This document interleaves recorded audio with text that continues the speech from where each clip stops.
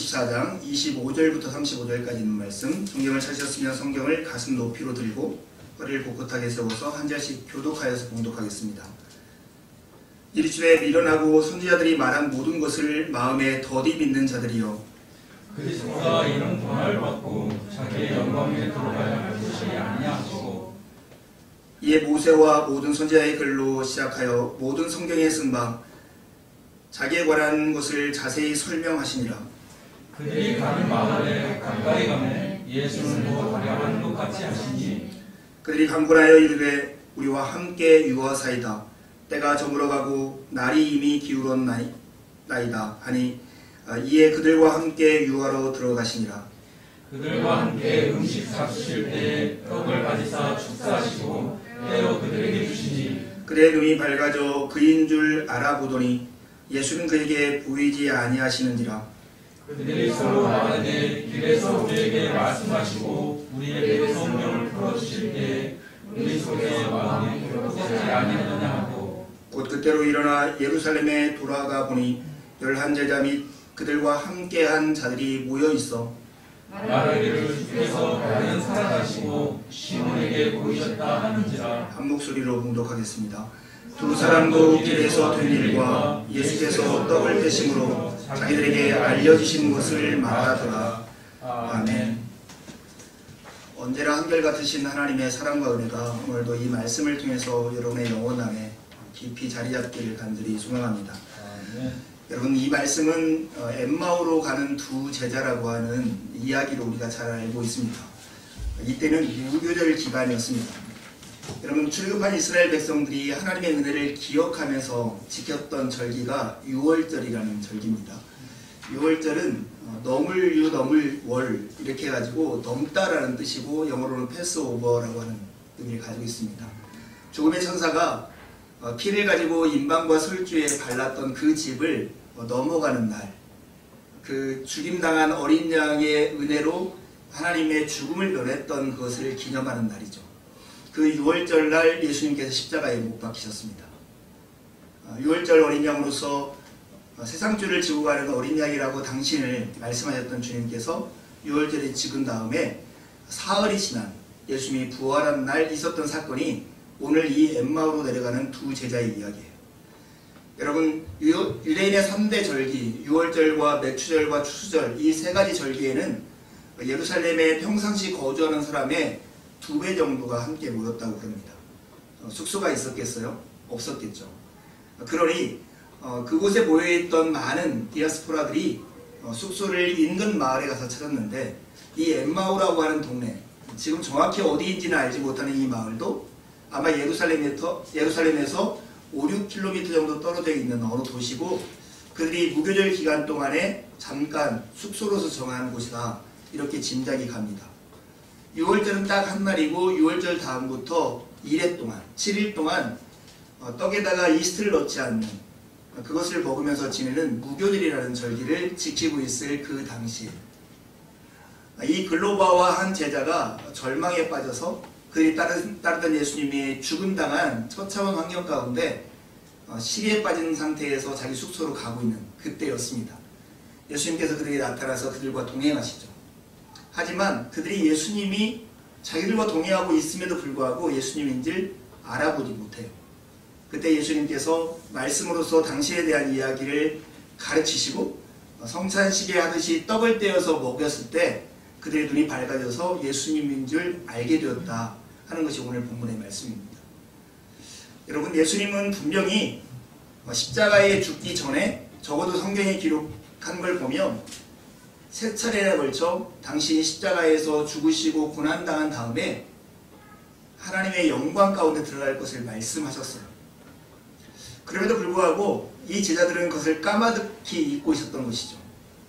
예수님께서 그들과 함께 있었음에도 불구하고 그들의 생각과 그들의 상상력과 그들의 믿음 안에는 예수님이 다시 부활해서 자신들과 함께 있을 것이라는 것을 도무지 생각해낼 수가 없었던 것입니다. 이들이 예수님이 함께 동행했으나 예수님인 줄 알아보지 못한 이유를 성경은 뭐라고 얘기합니까? 그들의 눈이 가리워져서. 예수님은 이들을 향해서 이렇게 표현을 해요. 미련하고 마음에 더디 믿는 자들아, 미련하고 마음에 더디 믿는 자들아. 마치 우리에게 하시는 말씀처럼 들리지 않습니까? 무엇이 그들의 눈을 가렸을까요? 우리 쉽게 사탄이 그들의 영을 혼미케 해서 주님의 말씀을 듣지 못하게 했고 주님의 얼굴을 보지 못하게 했다, 이렇게 이해할 수 있겠으나 오늘 본문 안에서 보면 오히려 그들이 가지고 있던 기본의 생각들, 그들이 가지고 있는 굳게 닫혀져 있는 그 신념들이 오히려 그들의 눈을 가리어서 예수님을 보지 못하게 했을 수 있겠다 싶습니다. 그들이 가지고 있는 메시아에 대한 생각은 이런 거였어요. 19절에 보면 하나님과 모든 백성 앞에서 말과 일에 능하신 선지자, 그분이 바로 예수라고 생각했어요. 도민이 죽은 가운데 부활한 그 메시아라고 상상할 수 없었던 것이죠. 그들의 마음 가운데 기대는 이런 거였어요. 이스라엘을 속량할 자라고 하는 기대가 그들에게 있었지만 예수님이 말씀하신 것처럼 역사의 중간에 누군가가 부활해서 우리를 구원할 것이라고 하는 기대를 그들의 마음 가운데 조금도 갖지 못했던 것입니다. 이런 그들의 신념이 그들의 눈을 가리고 예수님과 동행하지만 예수님인 줄 알아보지 못하는 그런 일이 벌어지고 마는 것입니다. 여러분 잘 생각해보면 이것은 되게 아이러니한 일이에요. 왜냐하면 여기에 두 명의 제자 중에 한 명인 글로바라고 하는 사람은 정말로 하나님을 신실하게 믿었던 사람 같아요. 예수님을 신실하게 따랐던 제자 같아요. 예수님이 십자가에 못 박혔을 때 요한복음에 보면 세 명의 여인들이 십자가 밑을 지키는데 그 중에 한 사람이 누구냐면 글로바의 아내예요. 그러고 보면 글로바의 아내는 정말 주님을 사랑했고 자기의 목숨의 위협이 있음에도 불구하고 예수님의 처형의 현장에 남았던 사람인 거죠. 그리고 오늘 본문의 기록에 보면 그들은 이미 예수님의 무덤에 가가지고 시체가 없었다는 사실을 여인의 증언을 통해서 들었던 상태예요. 더 나아가서 이들은 예수님이 떠난 것, 이 사실에 대해서 너무 마음 아파하고 힘들어하던 사람들이라는 거죠. 그래도 불구하고 예수님이 그들 곁을 지키면서 같이 동행하지만 예수님인 줄 알아보지 못하고 있다는 거예요. 좀 우리 곁으로 이 말씀을 가져오면 정말로 하나님 앞에 나와 기도하고 믿음 가운데 살기를 원하고 하나님을 사랑하고 하나님의 뜻대로 우리가 살기를 원하는 어떤 신실하다고 인정되는 어떤 그리스도인들이 하나님이 우리 곁에 계시며 함께하고 있다는 것을 의식하지 못한 채 살아가는 것과 다르지 않는 모습이 여기에 있는 것이죠. 여러분은 어떻습니까? 정말로 여러분이 정말 기대하고 소망하는 하나님 예수 그리스도께서 우리와 함께 계심을 늘 인식하고 이해하고 믿으면서 경험하면서 이렇게 살아가고 있는가 우리에게 질문해야 합니다.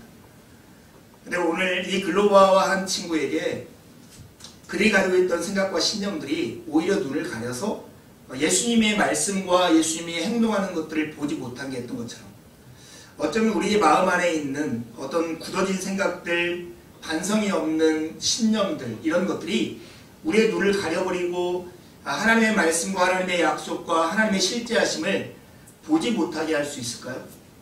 얼마든지 우리 안에 그럴 수 있어요. 그러니 우리는 늘 무엇인가 예수 그리스도의 은혜로 새롭게 되어져 가는 과정 가운데 있다는 것을 이해하고 인식하지 못하면 늘 이러한 어려움 가운데 빠질 수 있다는 것을 기억해야 합니다.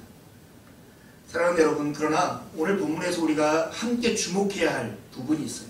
그것은 뭐냐면 예수님께서 이 글로바와 또 다른 이 제자를 향해서 미련하고 선지자들이 말한 모든 것을 더디 믿는 자들이다 이렇게 평가를 했지만 예수님은 이들을 향해서 은혜 베푸시기를 멈추지 않고 있다고 하는 거예요.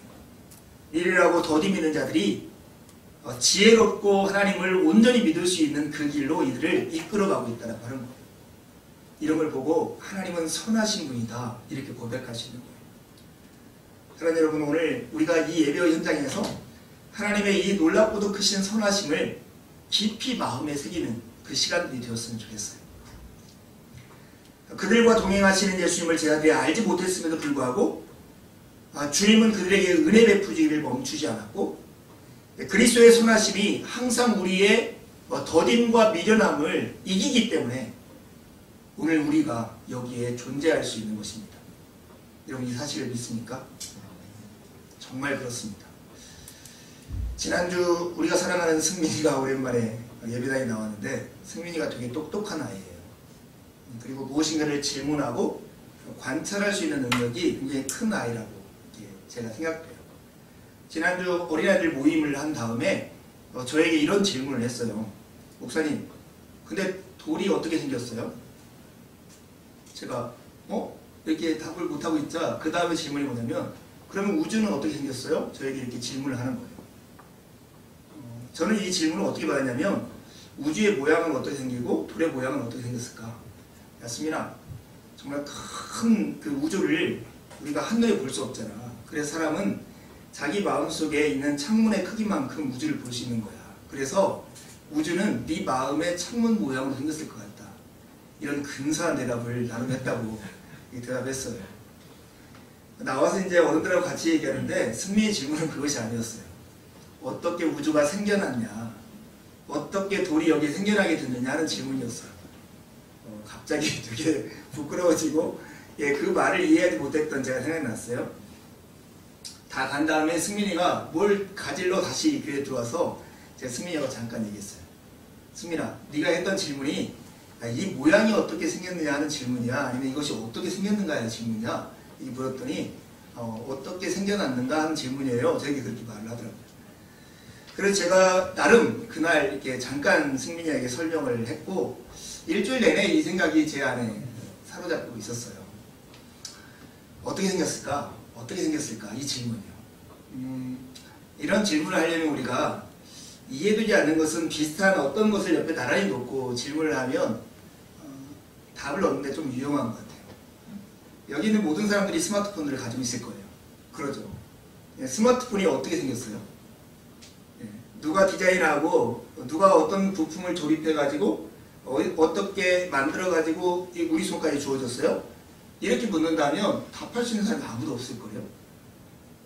디스플레이는 LG에서 가져왔고 뭐 케이스는 어느 공장에서 제작했고 CPU나 메모리는 삼성의 거 가져왔고 이렇게 설명해요? 우리가 그런 질문을 하고 싶은 건 아니에요. 휴대폰이 어디서 생겼어요? 이 질문은 누가 제일 처음에 생각 속에서 마음을 품고 이것을 만들어냈고 이것을 만든 목적이 무엇인가 하는 질문을 하는 거죠. 어떤 과정을 통해서 제작되었는가 이것은 너무나 크기 때문에 설명할 수도 없을 뿐더러 사실은 우리의 관심사가 아니에요. 우주가 어떻게 생겼어요? 스마트폰이 어떻게 생겼어요? 하는 질문에 마음속에서 진정한 궁금증은 뭐냐면 누구의 생각으로부터 이것이 생겨났어요? 왜 이것이 존재하게 되었어요? 하는 질문이 훨씬 더 크다는 거예요. 그렇습니까? 근데 이 질문이 우리의 인생과 우리의 신앙생활을 좌우하는 결정적인 질문이기도 해요. 왜냐하면 이런 거예요. 우리는 왜 하나님께서 이 지구와 우리 인생을 창조하셨는가를 알아요. 누가 창조했는지를 알고 왜 창조했는지를 알아요. 쉽게 대답하면 천지를 창조하신 분은 하나님이시고 그분은 당신의 사랑을 표현하기 위해서 우리에게 창조했던 거예요. 누군가가 부부가 결혼해서 아기를 낳았다고 생각해봐요. 아기를 낳을 때 이놈 아기를 낳으면 잘만 키우면 내가 노후 걱정하지 않겠네. 이 마음을 가지고 아기를 낳는 부부가 있을까요? 그런 게 아니고 이 부부가 서로 너무 사랑하고 아끼고 소중하기 때문에 우리와 같이 우리의 사랑을 쏟아부을 수 있는 어떤 존재를 만드는 것이 아기를 낳는 것이죠. 하나님의 창조가 그 모습과 같아요. 삼위일체 하나님 안에서의 진정한 사랑이 흘러넘쳐서 되어진 것, 그것이 바로 창조이고 하나님은 당신의 사랑과 선하심을 나타내고 표현하고 주시고 공급해 주시기 위해서 이 땅을 그리고 우리 인간을 창조하셨다는 거예요. 이것이 얼마나 우리의 인생에 중요한가를 잘 기억해봐요. 창세기와 비슷한, 그래서 마치 창세기가 그것으로부터 베껴왔다라고 말해지는 신화가 있어요. 그게 바벨론의 창조 신화예요. 기원전 8세기에 만들어졌던 이 바벨론의 창조 신화는 마르둑이라는 신이 인간을 창조해요. 그것도 흙으로 빚어가지고 창조해요. 그런데 창세기와 비슷한 모습이 그곳에 있는 것 같아요. 그런데 창조의 목적이 완전히 달라요. 하나님은 당신의 형상대로 만들어서 존귀한 인간을 만들고 당신의 사랑과 호흡과 만물을 다 쏟아 부어주기 위해서 인간을 창조한 반면에 마르둑은 왜 인간을 창조하냐면 자기 스스로 일하기가 너무 힘든 거예요. 자기의 노동을 대신할 수 있는 존재로서 인간을 창조해요. 다르다는 걸 느끼겠어요? 그러니 인간의 입장에서 보면 하나님이 창조하신 인간의 이 모습 속에 하나님의 형상을 닮은 인간은 하나님 아버지를 볼 때 하나님이 어떤 분으로 보이겠어요? 선하시고 사랑스러우신 분으로 당연히 보이고 사랑하고 교제하고 싶고 다가가고 싶은 하나님으로 보일 거예요. 마르둑이 창조한 인간의 상으로 가지고 그 인간이 마르둑이라는 신을 볼 때는 어떤 마음을 가지겠어요? 그 인간들은 고약한 신, 악한 신, 어떻게 하면 저 신과 멀어지고 제발 재앙만 피하면 좋겠다 하는 마음을 가지고 대할 거예요. 여러분에게 승민이가 했던 질문을 묻겠어요. 우주는 어떻게 생겼어요? 누가 창조하셨고 왜 창조하셨어요? 이 생각은 우리의 삶을 완전히 방향을 바꿔놓는 매우 중요한 질문이에요. 선하신 하나님이라는 책을 쓴 마이클 리브스라고 하는 학자가 있는데요. 그분이 이렇게 얘기했어요. 이것이 모든 차이를 만든다. 이 세상은 단지 생존을 위해 발버둥쳐야 하는 암울한 황무지와 같은 곳, 이를테면 신들의 작업장과 같은 곳인가? 아니면 더없이 자애롭고 후히 주시는 성부의 선물인가? 여러분에게 우리가 살아가는 이 세상은 어떤 곳이세요? 생존을 위해서 날마다 추정해야 하는 신들의 작업장이에요. 신을 만족시켜줘야 하고 신을 기쁘게 해야 내 인생이 그나마 이만큼이나 살 수 있는 곳입니까? 아니면 더없이 자유롭고 후히 주시는 그 하나님이 우리에게 주신 선물이 이 세상입니까? 우주가 어떻게 생겼어요? 하는 이 승민이의 질문을 통해서 우리가 이 말씀 안에 가져와서 하나님이 어떤 분이시고 하나님이 창조하신 세상이 어떤 곳이고 우리 인간이 어떤 곳인가를 볼 수 있다면 이것이야말로 우리에게 큰 복이고 은혜일 거예요. 사랑하는 여러분, 보통 우리는 성경을 볼 때 망원 렌즈로 성경을 볼 때가 있죠. 망원경으로 멀리 있는 것을 가까이 보기 위해서는 작은 렌즈를 눈에 붙이고 큰 렌즈를 사물 쪽을 향해 둬야 돼요. 그래야 제대로 멀리 있는 것이 가까이 보이죠. 그런데 하나님에 대해서 오해를 하면 마치 성경을 읽을 때도 망원 렌즈를 거꾸로 잡고 보는 것과 비슷할 거예요. 큰 렌즈를 눈에 붙이고 작은 렌즈를 사물에 두면 보통 사물도 더 작게 보이는 법이죠. 하나님이 어떤 분이신가? 정말 선하신 분이시고 하나님이 세상을 창조하신 이 세상이 하나님께서 우리에게 자애롭고 후히 주시는 그 선물로서 주어진 세상일 뿐만 아니라 비록 왜곡되었고 굴절되었고 타락했고 부패해 있다 할지라도 인간은 하나님의 형상대로 만들어진 존재라는 걸 이해할 때 우리는 성경을 바로 이해하고 하나님 앞에서 온전한 삶을 살아가는 기초를 놓을 수가 있는 거예요. 하나님은 선하신 분이세요. 미련하고 더디 믿는 자들을 향해서 오늘도 은혜를 베푸시는 예수 그리스도의 모습을 통해서 그 하나님의 선하심이 그대로 드러나 있어요. 오늘 우리가 미련할지라도 우리가 주님을 믿는데 더딜지라도 우리가 주님의 뜻대로 살아가는데 그만큼 살지 못한다 할지라도 그 선하신 하나님이 우리의 더딤과 우리의 미련함을 이기기 때문에 오늘 우리는 여전히 여기서 예배하고 있고 하나님을 찬양할 수 있고 내일을 위한 소망을 가질 수 있는 것입니다. 여러분 이것을 믿으십니까? 오늘 이 미련하고 마음에 더딘 있는 자들을 향해서 주님께서 은혜를 베푸시는 첫 번째 장면은 말씀을 통해서 그들을 깨우쳐 주시는 거예요. 이 제자들의 현실이 어떤 거였어요? 정말 미련하고 선지자를 통해서 말씀하신 그 말씀을 마음에 더디 믿는 자들이었어요. 정말 오늘 본문을 자세히 읽다 보면 이 제자들 때문에 한번 씩 하고 웃어야 정상이에요. 왜냐하면 예수님께서 이렇게 같이 가자 예수님한테 그들이 핀잔을 해요. 아니 당신 예루살렘에 있으면서 예루살렘에서 그 된 일을 그것도 몰라요? 이렇게 묻는 거예요. 핀잔을 주는 거죠. 우리는 이 본문을 다 알고 있기 때문에 그들이 예수님을 핀잔하는 장면에서 우리는 웃지 않을 수 없는 거죠. 왜냐하면 정작 모르는 사람은 예수님이 아니라 그들인 거죠. 예수님이 십자가에 못 박힌 것은 알았지만 예수님께서 부활하셨고 그들과 동행한다는 사실을 알지 못했던 거예요. 여러분, 그리스도인들에게 참 어려운 현실 중에 하나가 뭐냐면 하나님의 약속은 흔들리지 아니하고 말씀을 통해서 그 약속을 분명하게 우리에게 제시하셨고 우리와 동행하고 계심에도 불구하고 우리는 이 엠마오로 내려가는 두 명의 제자들처럼 예수님이 우리와 동행하고 말씀한 것을 신실하게 지키고 있다는 이 사실을 인식하지 못하고 이해하지 못하고 신뢰하지 못하고 살아간다는 거예요. 이것은 신뢰하지 않는 게 아니라 그렇지 않다는 것을 더 믿고 있다는 것을 의미하기도 합니다. 여러분, 예수님께서는 고난을 통해서 영광에 들어가야 한다는 것을 말씀하셨고 오늘도 우리에게 하나님의 유업을 받기 위해서는 영광과 더불어서 고난을 함께 유산으로 받는다는 것도 이미 말씀하셨어요. 근데 우리가 살아가면서 조그마한 고난과 어려움에 직면하며 우리는 늘 하나님은 우리를 사랑하지 않는가 봐, 하나님은 선하신 분이 아닌가 봐, 이런 생각으로 빠져들어요.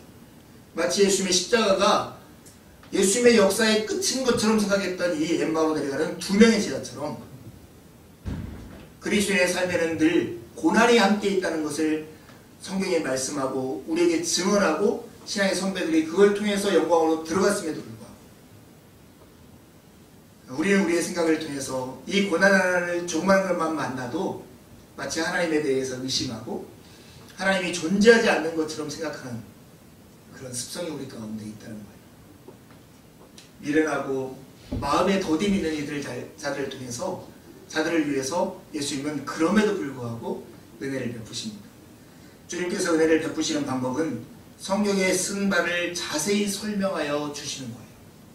성경에 쓴 바를 자세히 설명하여 주시는 것. 여러분, 성경은 예수 그리스도에 대해서 증언하는 책이에요. 우리가 예수 그리스도를 알고 그리고 예수 그리스도 안에서 영생을 누리기를 원한다면 우리가 힘써서 해야 할 것은 성경을 자세히 읽고 풀어서 이해하는 거예요. 그럴 때 우리는 예수 그리스도를 자세히 알고 바로 알고 그리스도께서 주시는 영생을 누릴 수 있는 것입니다. 이번 주 성경 읽기 200일 도전에 읽었다라고 이렇게 올리시는 분이 몇 분 안 됐어요. 그래서 지쳐졌나? 한 주 쉬할까? 속도를 줄여야 할까? 이런 많은 생각들을 제 마음 가운데 했습니다. 근데 여러분, 200일 성경 읽기 이 스케줄대로 다 못 읽어도 괜찮아요. 괜찮아요. 예, 이거 죄 아니에요. 하나님 나무라지도 않으시고 그냥 괜찮아요. 여러분이 읽을 수 있는 분량, 우리 공동체가 함께 성경을 읽고 나오고 있다 하는 생각을 가지고 하루에 4장을 읽을 분량이면 그 중에 1장을 읽어도 돼요. 그렇게 하면 돼요. 중요한 건 이거예요. 여러분, 우리가 음식을 먹을 때도 정말로 산의 진미를 다 차려놓은 밥상이 있다 할지라도 이것을 다 먹어야 건강한 거 아니거든요. 나의 몸에 맞는 음식을 적당량 잘 씹어서 소화할 수 있을 때 건강한 거예요. 성경도 이것을 여러분 억지로 전체 읽으려고 하지 않아도 돼요. 여기에서 여러분의 마음에 은혜가 되는 이 부분을 깊이 묵상하고 이해하면서 계속 생각하고 이 말씀이 여러분의 삶과 부딪히게 하는 것, 그렇게 하면 돼요. 이 스케줄 따라오면서 다 읽을 수 있으면 가장 좋고 못 읽으면 몇 절이라도 몇 장이라도 읽으면서 주님의 말씀의 은혜에 들어오면 돼요. 예수님을 바로 알고 예수님이 주시는 예수님과 하나님 사이의 친밀감처럼 우리가 예수님을 친밀하게 느낄 수 있다면 우리가 성경을 읽고자 하는 목표를 다 이루는 거예요. 그러면 여러분 읽었다고 해도 돼요. 같이 응원이 될 수 있기 때문에 그렇습니다. 오늘 예수님께서 이 미련하고 마음에 더디 믿는 자들을 향해서 베푸시는 이 은혜, 특별히 말씀을 자세히 풀어 이해하게 하심으로써 주시는 이 은혜가 우리에게 특별한 것은 또 하나 있어요. 뭐냐면 우리의 마음이 미련하고 더디 믿는 이 마음을 예수님께서는 신비한 방법으로 확 깨우쳐서 이해하게 하시는 게 아니라 인간이라면 누구나 할 수 있는 그 방법, 책을 읽고 이해하는 이 방식을 통해서 우리를 가르치고 있다는 거예요. 사소해 보이는 진리가 아니에요. 높고 높은 하나님께서 그 영광스러운 모습을 우리에게 찾아왔다면 우리는 하나님을 이해할 수도 없고 하나님께 가까이 갈 수 없었을 거예요. 근데 하나님이 나사렛 사람 예수를 통해서 이 땅에 오셨어요. 그래서 우리의 목소리와 같은 목소리로 이해하고 우리와 같은 모습으로 대화하고 우리와 같은 고통을 경험해서 우리를 공감하시는 분으로 이 땅에 오신 것처럼 하나님의 뜻과 하나님의 일하심을 이 말씀을 풀어서 우리에게 이해하게 줬다는 것은 얼마나 감사하고 놀라운 사실인지 몰라요. 말씀을 가까이 하는 것, 그래서 복이에요. 제자들은 미련하고 더디 믿는 자들이었지만 예수님은 그 은혜 베푸시기를 멈추지 않으셨어요. 예수 그리스도의 선하심이 이 제자들의 더딤과 미련함을 이겼기 때문에 오늘 이 제자들은 이 냉랭했던 마음들이 뜨거워지고 절망에 빠졌던 마음들이 다시 희망을 품게 되었던 것입니다. 사랑하는 여러분, 미련하고 마음에 더디미는 자들을 위해서 주님께서 성경을 풀어주실 때에 이 냉담했던 이 제자들의 마음이 뜨거워졌습니다. 이 뜨거움이 어디서 생겼을까요? 제자들의 예수님을 알고자 하는 갈망과 예수님이 당신을 나타내주자 하는 열심, 곧 말씀이 부딪혔을 때 나오는 열기였던 것이죠. 여러분 안에 정말 하나님 안에서 주님께서 주시는 이런 뜨거움을 경험하고 싶으신 분이 계세요? 그러면 정말 이 말씀을 가까이 가십시오. 하나님을 알고자 하는 열망을 가지고 이 말씀을 자세히 읽을 때 우리는 주님이 그 약속을 신실하게 지금도 행하고 계심을 이해하고 경험하게 될 것입니다. 여러분, 그 교회에서 생기는 여러 가지 오류들 중에 특별히 한국교회가 이 코로나 시기에 약점들로 드러나는 많은 부분 중에 어려움이 두 가지 정도가 있는 것 같아요. 하나는 이 성직자로 분류되는 이 목회자들에게 너무나 많은 권위가 주어져 있는 거예요. 일종의 목회자들이 독재를 교회 안에서 행하는 것이죠. 여러분, 그 목회자가 권위를 가지는 것은 참 중요합니다. 왜냐하면 여러분들이 저를 기본적인 존경을 가지고 저를 대하지 않으면 여러분은 저를 통해 선포되는 이 말씀을 들을 수 없을 거예요. 그러나 기본적으로 존중하는 마음을 가지고 대하면 이 말씀을 이해하기가 좋을 거예요. 그렇다고 해서 목회자가 성경을 해석하는 유일한 사람도 아니고 교회를 정치하는 유일한 사람도 아니라는 걸 여러분 기억해야 돼요.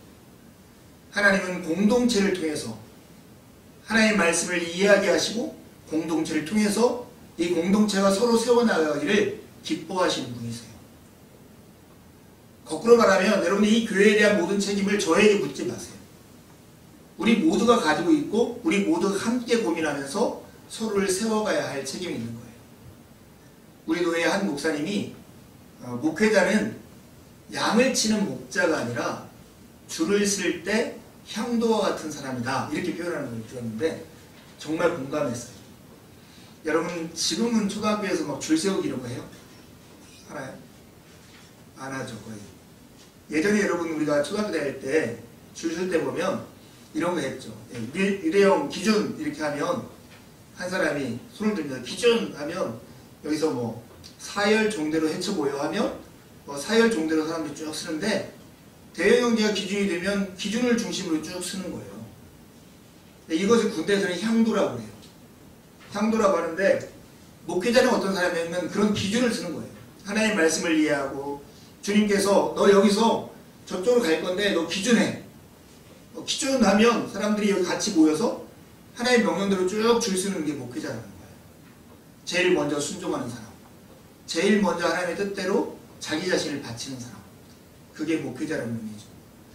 여러분 정말 이 마음을 가지고 우리가 살 필요가 있어요. 그리고 저를 위해서도 그런 기도를 해주세요. 올바로 주님의 뜻들을 받아서 먼저 앞에 나가서 살 수 있는 사람으로 서게 해달라. 여기와 더불어 정말 한국교회가 어려움으로 겪고 있었던 사실 하나가 뭐냐면 너무 신비적인 것에 빠져있는 거예요. 마치 무당들이 어떤 소리를 듣고 뭔가 말을 하는 것처럼 하나님께서는 정말로 신비로운 분이고 우리를 초월적인 하나님이지만 그런 하나님이 우리와 대하실 때 어떠한 방법으로 다가오셨는가를 기억해 보세요. 성육신 하셨고 말씀으로 우리에게 당신을 나타내셨다고 하는 거예요.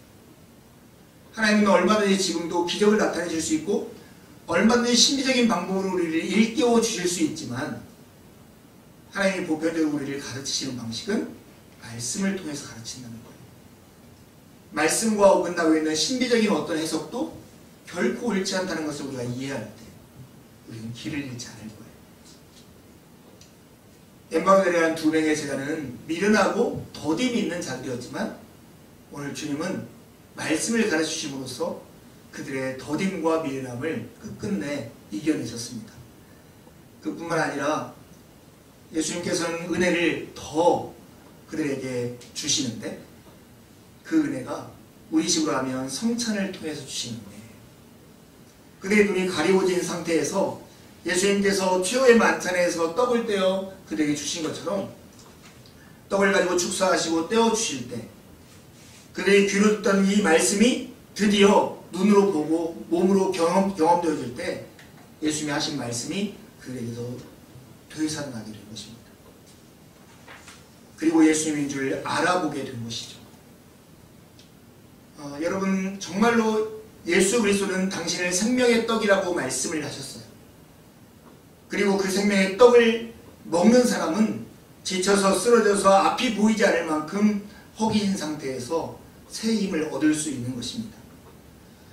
우리가 지금 코로나 때문에 하지 못하는 이 성찬이라고 하는 것은 귀로 듣는 복음의 말씀을 몸으로 경험하는 시간이에요.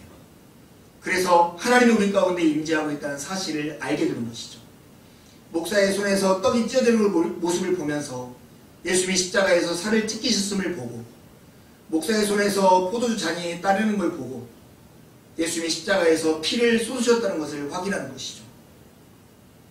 여러분이 목사의 손에서 떡을 받아 먹음을 통해서 하나님이 우리를 영원토록 먹이신다는 것을 기억하게 되고 목사의 손에서 받는 잔을 마심을 통해서 하나님께서 우리를 그의 나라에 가기까지 온전히 마시올 것이라는 약속을 확신하게 되는 것입니다.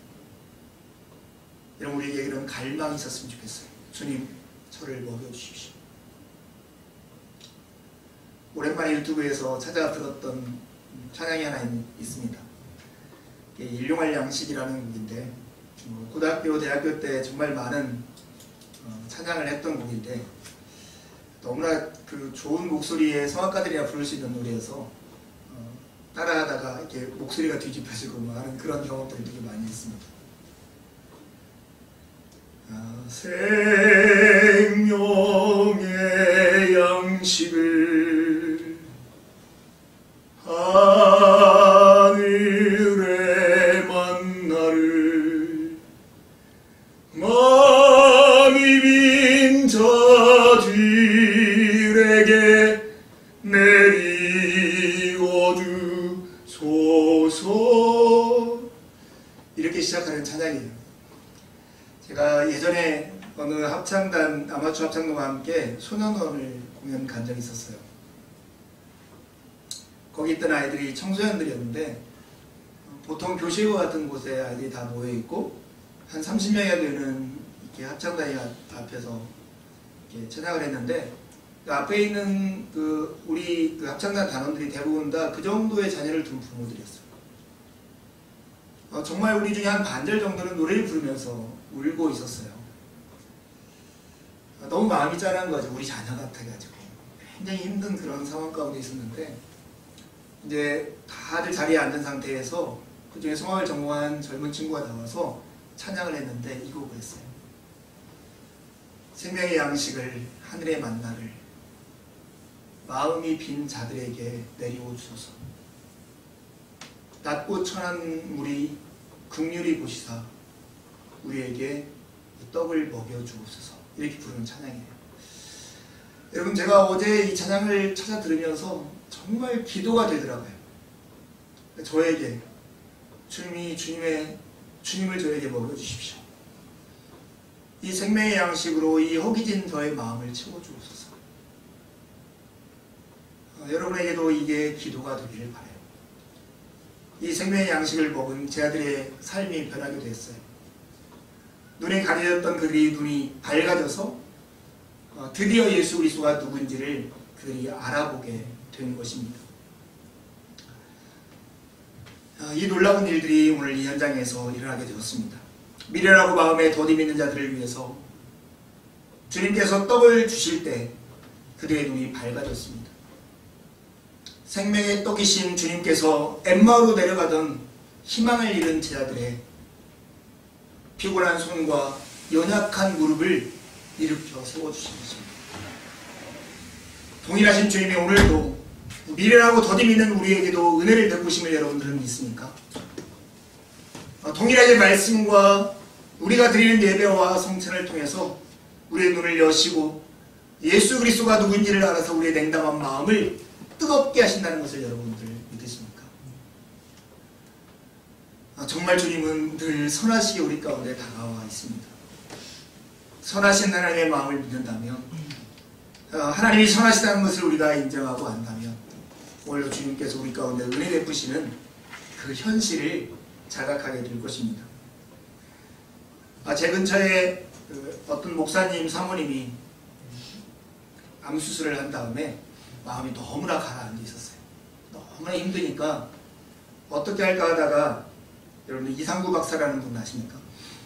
그분이 이렇게 뉴스타트라고 하는 암 환자들을 위한 치유센터 이런 걸 하는 것 같아요. 설악산 밑에 있는 곳에 가게 되었대요. 지난주 금요일날 다시 돌아왔는데 그 목사님이 저에게 이렇게 얘기했어요. 목사님, 제 아내가 새 사람이 되어왔어요. 새 사람이 되어왔어요. 거기에 모이는 다 암 환자들을 보니까 자기 암은 아무것도 아니고 거기서 일어나는 강의를 그리고 간증을 들으면서 새롭게 마음을 회복했다는 거예요. 궁금해서 아니 뭘 하는데 이렇게 새 사람이 돼요? 그렇게 물었거든요. 일단은 이상구 박사가 의사니까 논문을 가지고 어떻게 해야 이 암을 극복하고 암을 이렇게 잘 이겨낼 수 있는가를 설명했대요. 근데 이 목사님도 하룻밤 자며 들었는데 뭐 하는 방법은 딱 두 가지예요. 하나는 감사와 기쁨의 마음을 계속 갖는 것이고, 다른 하나는 야채 위주로 식사를 하는 것. 그 두 가지만을 얘기하더라는 거예요. 근데 이게 감사와 기쁨이 어떻게 자기에 있는 나쁜 세포 같은 것을 이겨내는가를 논문들을 계속 보여주면서 증언을 하는 거예요. 마치 교회에서 성경을 가지고 하나님이 없다는 것을 증언한 거죠. 그리고 거기에서 이렇게 봉사자들이 있는데, 봉사자들이 누구냐면 거기 와서 이렇게 있으면서 암을 이겨냈던 회복의 경험이 있는 사람들이 계속 그들을 돕는 거예요. 그래서 간증을 해줘요. 나 진짜 힘들었는데 이렇게 했더니 괜찮더라고. 마음도 기쁘고 감사도 넘치고 너무 행복했노라고 이렇게 얘기를 하더라는 거예요. 그래서 이제 그런 과정을 통해서 너무나 회복하고 본인이 왔다는 얘기를 했어요. 여러분, 제가 이렇게 하면서 진짜 교회 공동체가 원래 이런 곳인데 하는 생각이 들었어요. 여러분도 그런 생각 드세요? 말씀을 통해서 인생이 어떠한가를 분명히 증언을 받고, 그리고 이 말씀대로 살아본 사람들, 특별히 하나님의 선하심을 믿기에 오늘 우리의 인생 가운데 여러 가지 일어나는 현실들, 그것 때문에 자포자기하지 않고 우리의 말씀을 통해서 냉담한 마음이 뜨거워지고 절망에 빠졌던 마음이 힘을 얻고 그들의 피곤한 손과 연약한 무릎이 다시 일으켜 세워진 사람들, 그런 사람들이 서로를 격려하며 서로의 믿음을 세워가는 곳이 교회이죠. 그래서 하나님의 뜻이 우리 가운데 현실이 되도록 만드는 문제, 그래서 하나님의 복을 우리가 나눠가는 곳, 그것이 교회죠. 그런 공동체가 될 수 있을까 하는 소망들이 생겼어요. 근데 오늘 본문에 보면 32절 이하에 보면 이 엠마오라는 두 제자가 다시 예루살렘으로 올라가요. 올라갔더니 그런 사람을 만나요.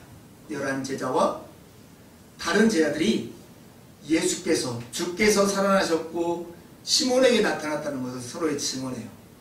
그러자 엠마오로 내려갔던 두 제자가 나도 그런 경험을 했어, 이렇게 말하고 있는 모습이에요. 교회는 이런 곳이죠.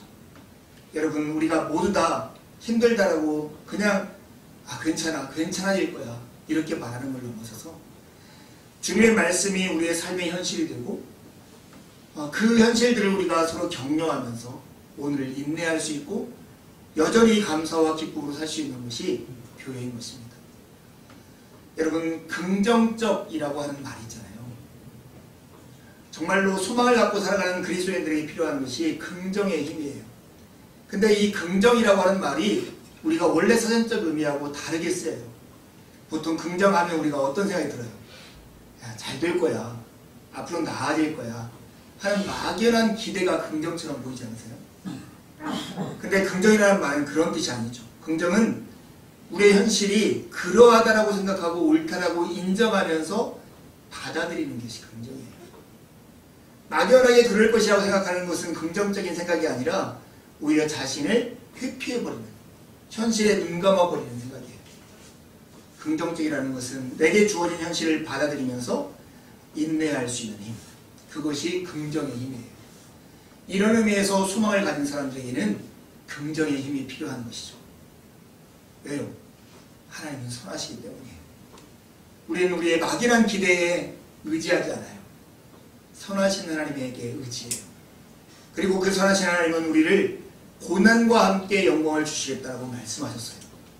그러기에 오늘 고난의 현장을 우리가 인내하며 갈 수가 있는 거예요. 그 하나님은 우리에게 일용할 양식을 주시겠다고 말씀하셨어요.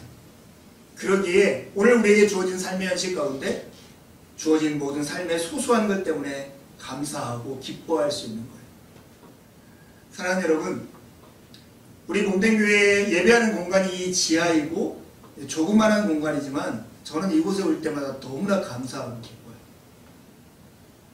최근에 여기 벽에 너는 하나님께 소망을 두라 이렇게 조명을 하나 만들어 놨잖아요. 제가 늘 저 밑에 앉아서 기도를 하거든요. 새벽에도 그러고 낮에도 오면 제일 처음에 저기를 앉아요. 다 불 꺼진 방에 저기만 불이 딱 비춰지고 있는 그 자리에서 딱 앉으면 너무나 감사하고 기뻐요. 하나님 이렇게 누구에게도 방해받지 않고 하나님을 생각하고 예배하고 기도할 수 있는 작지만 우리에게 필요한 공간을 주시고 하나님을 예배할 수 있는 형제 자매를 주셔서 얼마나 감사하고 기쁜지 모르겠습니다. 이게 제 마음 가운데 나와요. 저는 부자는 아닌데 제 휴대폰 지갑 뒤에는 꼭 10,000원짜리 하나씩 넣어서 다니는데요. 이 10,000원짜리 한 장이 있는 것이 너무 감사해요. 이것을 할 수 있는 일이 얼마나 많은지 몰라요. 이게 하나님 우리에게 허락하신 하루만큼의 삶이고 하나님 우리에게 영혼을 위해서 쌓아놓을 재물을 구하라고 한 게 아니라 일용할 양식을 구하라고 하세요. 날마다 쓸 것을 우리에게 공급해 주시겠다고 약속하셨어요. 그러기에 우리는 우리의 현실을 받아들이면서 인내하면서 하나님의 뜻을 따라 살아갈 수 있는 힘이 있는 거예요. 오늘 감사할 수 있고 오늘 삶 안에서 기쁨을 추구할 수 있는 것입니다. 여러분에게 묻습니다. 세상 끝날까지 우리와 항상 함께 있겠다는 주님의 약속을 믿으십니까?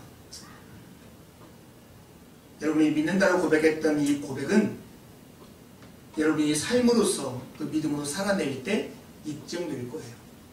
그리고 정말 믿음으로 하나님께서 우리와 함께하고 계시다는 것을 깨달으면서 살아간다면 주님의 약속이 무슨 뜻인지가 더 깊이 이해될 거예요. 이번 한 주 동안 세상의 여러 가지 이야기는 뉴스를 통해서 듣는 이야기들을 정말 그래 저 사람이 한 말은 오라 이것보다 조금만 더 하나님과 하나님의 말씀을 더 신뢰해 보세요.